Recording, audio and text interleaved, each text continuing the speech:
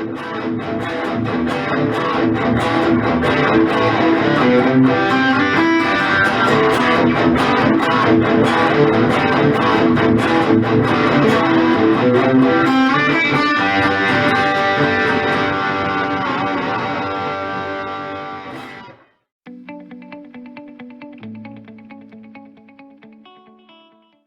Van Halen played such a big part in my life of being a guitar player.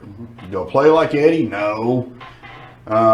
But he inspired me, let's put it that way. He inspired me to play. I remember when I heard Eruption for the first time. I was very young.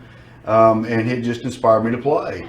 And, to have a guitar that's, in the inspiration of what his first guitar was that he did, or, the one that everybody's very, very known is this one. Right. That's the one everybody knows. To have that is really cool, and so I just wanted to do something just to, just remember him by.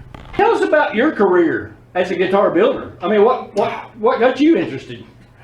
I don't know. It just, since I was probably, 16, 15, I would just take my guitars apart. And so that started it rolling, and I wanted to know how they worked and, what made them sound the way they sound. Right. What got you started even picking up a guitar? Man, my dad, he was a professional drummer. That's right.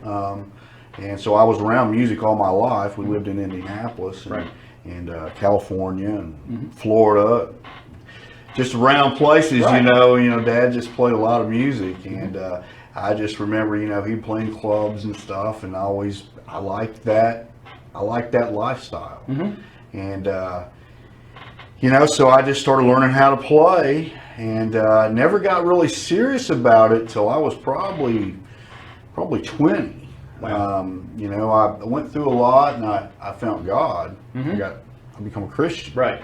And so I wanted to play Christian rock. I wanted to go out and do something to help kids and just spread the good news. And I was a guitar player, and it fit the bill.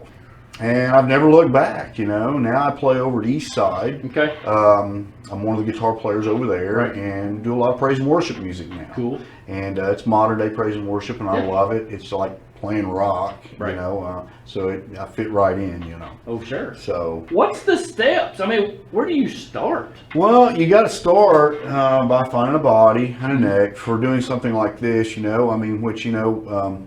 I work for a company called RS Guitar Works. I do a lot of contracting for them, and love them guys. So, like if I need a body or something or a neck, I can have them guys cut it out for me. Sure. On a CNC machine. Nice. That's really nice. Then we do the rest by hand, of course, which is really cool.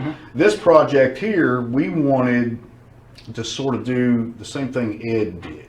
Right. And that was, Eddie went to a shop out in California. Now this is the story. This is the story goes, right. And he didn't have no money. And he said, I need a body and a neck. And the guy said, we've got some stuff here. He said, well, what's that stuff laying in the floor there? He said, that's seconds. Well, the story goes, Ed thought that meant that was second in line to get something done. I don't know. He's in 20 years old or something. Right. They said, no, man, it's garbage. We're not going to use that. It's not quality enough to use for our stuff. He said, well, how much you want for it? $50. Okay. So he bought that and then bought some neck that was a B neck, second. Wow. And he went home and he made the guitar. He routed around, cut around, didn't have a clue what he was doing. Wow. But you know what? That guitar, which started out, the one that everybody knows too, is on the first Van Halen record. He's holding a black and white guitar. And that's it. That's this That's guitar. that guitar. Wow. Because he repainted. He repainted it. And what people know, it started out like that, and then as time goes, it turned into the Frankenstrat that everybody knows. Frankenstrat. That's right. The Frankenstrat.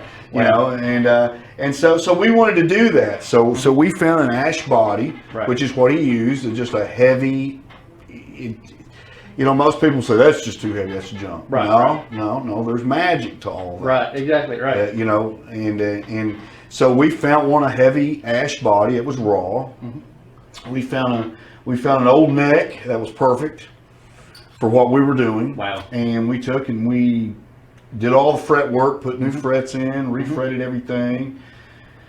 We took the body and it got routed, and you know, it had to be like Ed's. Sure. You know, if we're going to do it in the spirit of that. So everything got hacked up, you know, the way his was. Right, you know, we right. looked at pictures and stuff. Sure. And my brothers over at RS, Roy and Scott, they helped me out a lot trying to get things right, because, you know, you're taking something that ain't meant to be and Sure, right. trying to make it be Exactly, something, right? exactly. So together, we come up with this. And it turned out really well. And I think you said you even used spray paint just like Eddie Yes, did. we did. You know, then I went to my basement after we got all the routing and stuff done to where we needed it, with machinery the way we needed to do it. Then we took, I took it all home, threw it out on my workbench in the basement, and went to work. And had my cans of paint, which is what Ed used. You know, just used spray paint, lacquer spray paint, and we started striping and painting and looking at pictures, and this is what we come up with. Wow. And Nice. is it just perfect to Ed's? No. Right. And I don't think none of them are. They can't be, because you don't know how There's Ed only really one, did yeah. stuff. There's only one real Right. one. With this type of paint job, you know, normally a lacquered paint job takes, you know, about 3 months to do. You know, I watched you do it, yes. But with this stuff, it's a whole different ball game. You know, Ed did it in a weekend. Wow. You know, and that's exactly what I did. Wow. And it worked. And it worked. Wow. The neck was just raw. That's how Ed's was raw. He didn't put no He didn't finish put on anything it. on it. And you can see the dirt and stuff Everything in there, in it, you right. know, and Nice. they just get dirty and nasty, and that's what he wanted. Wow. And then, you know, then we aged everything to cool. look at. But yeah, you know, you've got about a week project here, you know. You just gotta, you know, if you know what you're doing, Well, yeah. you gotta know what you're doing to do this. The Frankenstrat. I love that But name. yeah, That's but great. What are your favorite tunes if you only could play three? I'm gonna put you on the if I spot. could only play 3. What would they be? Oh wow, Girl, You Really Got Me Down. Love that song. You know, as far as the guitar stuff, Eruption. Yep. Of course. Yep. Awesome solo Right, in the world. right. And then, you know, then you've got Jamie's Crying, Yeah. which is just another great one. And most of that's all off the first album, because, Wow. man, that first album was the stuff. I know. It was the stuff. What year was that? Well, I think 78. 78. Yeah, Wow. I think. I want to hear Well- actually what this thing can do All right. with you behind it. Well, we will play a little bit for you. I'm no Eddie Van Halen, but we'll have some fun. All right. Let's do it.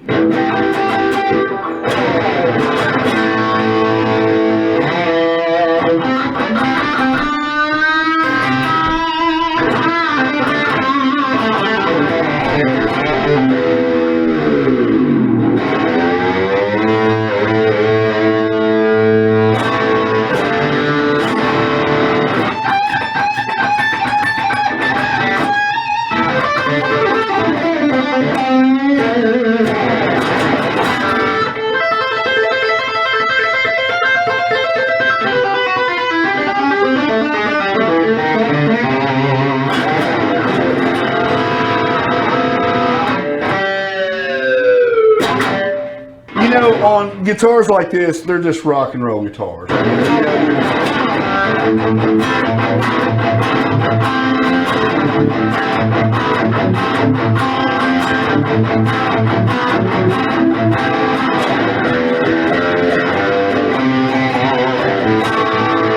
yeah, you just play a little bit of anything.